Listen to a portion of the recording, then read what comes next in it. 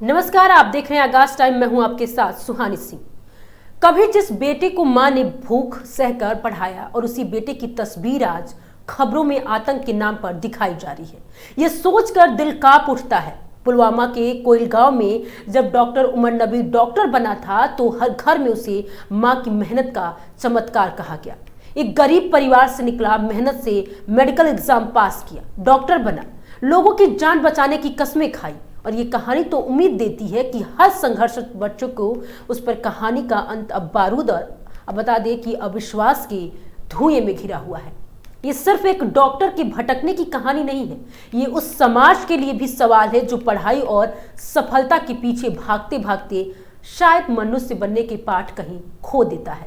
जब एक इलाज करने वाला खुद जहर का जरिया बन जाए तो दर्द सिर्फ मौत का नहीं होता है, वह इंसानियत की जड़ तक हिला देता है।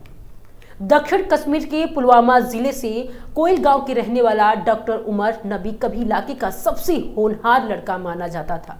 गरीब परिवार से आने वाला ये युवक बिना कोचिंग किए एमबीबीएस के चयनित हुआ, डॉक्टर बना, फिर एमडी की डिग्री ली और एक स्थिर कैरियर की राह पर था। परिवार ने संघर्षों से उसे यहां तक पहुंचाया था। पिता मानसिक बीमारी के कारण नौकरी छोड़ चुके थे। मां ने छोटे मोटे काम कर बेटे की पढ़ाई जारी रखी। गांव के लोग उमर को शांत, मददगार और धार्मिक प्रवृत्ति का युवक मानते थे। लेकिन इस कहानी का दूसरा पहलू बेहद चौंकाने वाला है। जांच एजेंसियों के मुताबिक यही doctor Umar Delhi car blast में शामिल था। बताया जाता है कि वह जैश ए मोहम्मद के व्हाइट कॉलर मॉड्यूल का हिस्सा था, यानी ऐसे पढ़े लिखे लोग जो अपने पेशेवर दर्जे और संसाधनों का इस्तेमाल आतंक की साजिशों के लिए कर रहे थे। उमर की कहानी की शुरुआत आपको बता दें कि अनंतनाग के सरकारी मेडिकल कॉलेज से होती है, जहां वह सीनियर रेजिडेंट था। यहीं से उसने टेलीग्राम के जरिए पाकिस्तानी समर्थित आतंकियों और स्थानीय हैंडलर्स से संपर्क बनाना शुरू किया। शुरू में ये बातचीत कश्मीर के हालातों तक सीमित थी, लेकिन धीरे धीरे इसमें कट्टरपंथी विचारधारा की पैठ हो गई। अस्पताल के सहकर्मी और सीनियर डॉक्टर बताते हैं कि उमर के व्यवहार में अचानक बदलाव आने लगा। वह ड्यूटी से गायब रहता, मरीजों से दुर्व्यवहार करता और झूठ बोलता था।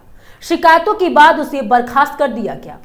इसके बाद उमर फरीदाबाद की अल अफला यूनिवर्सिटी और असिस्टेंट प्रोफेसर बन गया। यहीं पर उसने और अन्य कुछ डॉक्टरों ने एक आतंकी नेटवर्क बनाया। जांच में सामने आया कि मौलवी इरफान नाम की व्यक्ति इस पूरे मॉड्यूल का मेंटर था। उसके संपर्क में उमर डॉक्टर मुजम्मिल गनई और लखनऊ की डॉक्टर साहिल शाहिद आए। इन तीनों ने मिलकर करीब 1 दर्जन लोगों को मॉड्यूल बनाया। इसमें कई डॉक्टर और अनप्रोफेशनलिज्म शामिल थे और ये लोग रासायनिक पदार्थ जुटाकर आईईडी और बम बनाने का काम कर रहे थे। 10 नवंबर को जब दिल्ली में I-20 कार में धमाका हुआ, तभी खुलासा हुआ कि कार उमर चला रहा था। सीसीटीवी फुटेज के मुताबिक उसने पहले लाल किला क्षेत्र में गाड़ी पार्क की और धीरे धीरे चलते हुए धमाके की जगह पहुंचा। जांच एजेंसियों का मानना है कि धमाका या तो जल्दबाजी में हुआ या एक असफल आत्मघाती मिशन था। विस्फोट पूरी तरह से तैयार नहीं था, इसीलिए उसका असर सीमित रहा। केंद्र सरकार ने इसे आधिकारिक रूप से आतंकी हमला करार दिया है। उमर के परिवार को इस घटना की खबर मीडिया से मिली। उसके भाई बहनों और मां बाप को पुलिस ने डीएनए टेस्ट और पूछताछ के लिए हिरासत में लिया। परिवार का कहना है कि उमर 3 दिन पहले तक घर आने की बात कर रहा था, एग्जाम में बिजी होने का भी बहाना दे रहा था। इस मॉड्यूल की पोल खुलने की शुरुआत कश्मीर में लगे कुछ पोस्टरों से हुई। इन पोस्टरों में स्थानीय लोगों को चेतावनी दी गई है कि वो सेना या किसी केंद्रीय एजेंसी से ताल्लुक ना रखें। सीसीटीवी जांच में पता चला कि इसे बता दें कि सहारनपुर में रह रहे डॉक्टर आदिल अहमद ने लगाया था, जो इसी नेटवर्क से जुड़ा था। धीरे धीरे जांच ने डॉक्टरों, मौलवियों और अन्य शिक्षित युवाओं को इस नेटवर्क में पर्दाफाश किया।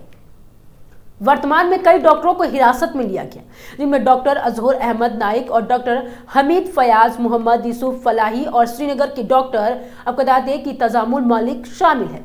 लखनऊ में डॉक्टर शाहीन शाहिद के भाई डॉक्टर प्रवेज अंसारी को भी पकड़ा गया।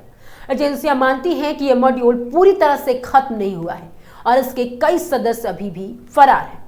विश्लेषकों का मानना है कि व्हाइट कॉलर जिहाद यानी शिक्षित तबके में फैलता आतंकवाद कश्मीर में एक नई चुनौती बनकर उभरा है। यह आतंकी संगठनों की रणनीति की समाज के प्रतिष्ठित वर्ग में सेंध लगाकर वैचारिक और लॉजिस्टिक समर्थन हासिल किया जाए, ताकि आतंक की पहचान अब सिर्फ बंदूक नहीं बल्कि लैब और लैपटॉप तक भी फैल जाए।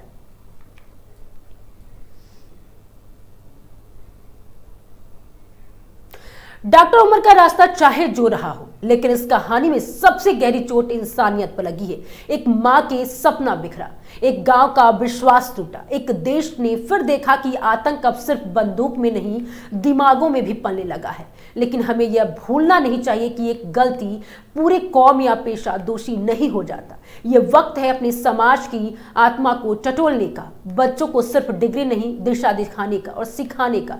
क्योंकि अगर हम चरित्र और करुणा और समझदारी से लोगों को नहीं जोड़ पाए तो फिर कितनी भी ऊंचाई डिग्री क्यों ना ले ले, एक गलत विचार पूरे समाज को सुलगा सकता है। डॉक्टर उमर की कहानी चेतावनी है कि जब इंसान अपने भीतर के डॉक्टर को खो देता है तो चाहे जितना पढ़ा हो उसका दिल अंधेरा हो ही जाता है।